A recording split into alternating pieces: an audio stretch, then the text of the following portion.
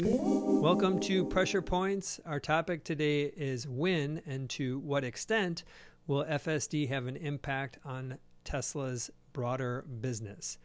And before I jump into it, take a step back. FSD more broadly has fallen below the fold from investors, what is on their minds, in part because of the slowdown in Tesla's business and also anticipation of this new lower price model in the next couple of years, along with what we've seen from GM and Ford and some of their slowing down related to trying to crack autonomy.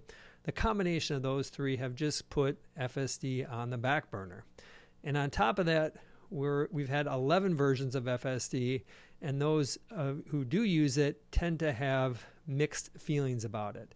It works most of the time, but that one time when it has a jerky braking, it really freaks me out, and therefore people don't want to fully embrace it.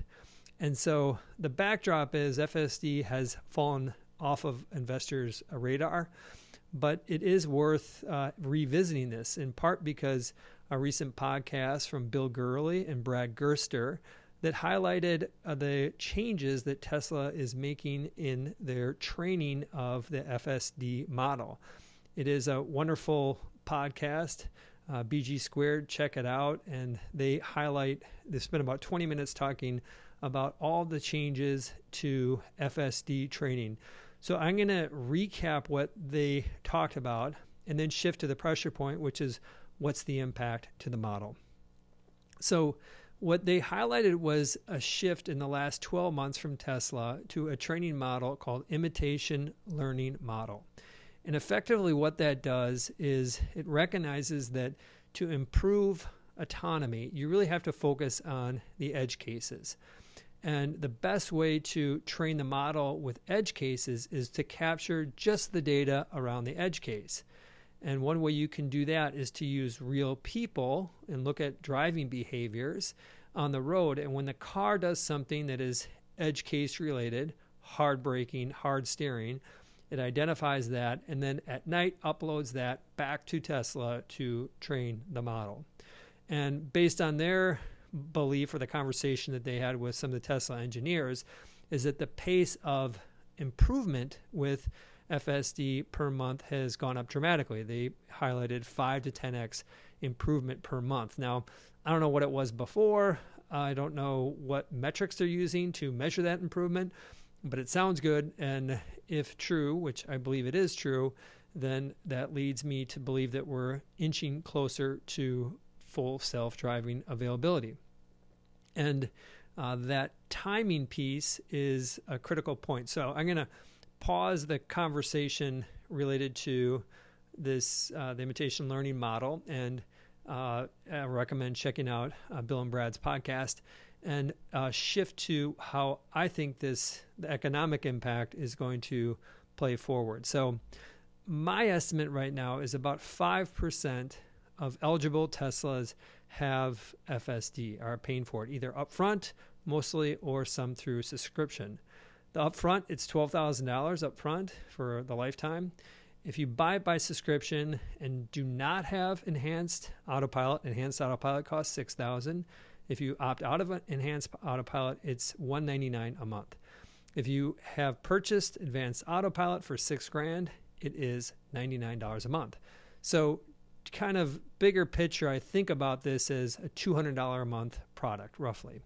And as I mentioned, my estimate is that 5% adoption. So I think that last year, for example, they had about $600 million in GAAP net income that came from FSD. That compares to total GAAP net income in 2023 of $15 billion. So call it a small percentage, 4 or 5% of total GAAP net income comes from FSD. It's still a small piece. But this obviously begs the question of what happens if this takes off? And that question, the first point is the take off part for me is, when is FSD really going to be a product that people want? When's it going to cross the threshold where regulators are going to approve this product? And I've been saying for the past few years, we're 5 years away, kind of this rolling 5 years. So I'm going to move that up a little bit and say that by the end of 2027, based on some of this changes that they're making over the past year, Tesla has in terms of training the model, by the end of 2027, FSD will be available broadly in the US. And if that ends up being the case, we should start to see an increase in adoption because the product's just better. And at the same time, I think they need to lower the price. As I mentioned, the different flavors of pricing today, I think it needs to be at $100 a month. So if we fast forward to 2027, at that point, they should have about 14 million vehicles on the road. And if you take that price down to $100, I think a 25% adoption is a reasonable number.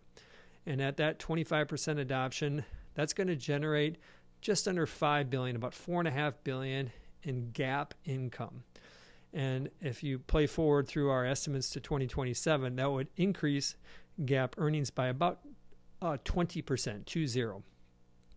If you think the adoption rate's higher, let's say 50%, that would increase it by 40%.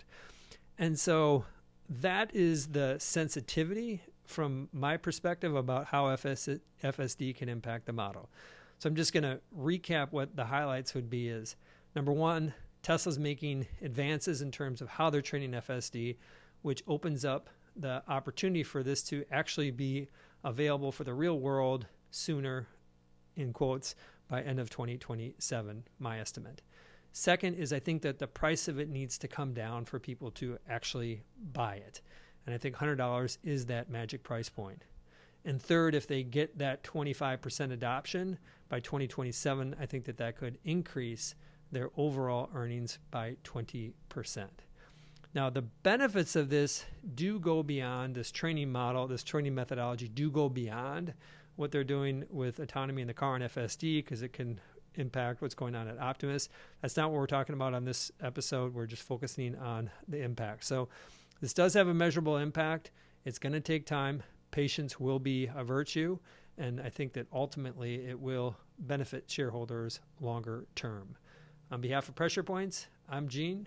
Bye for now.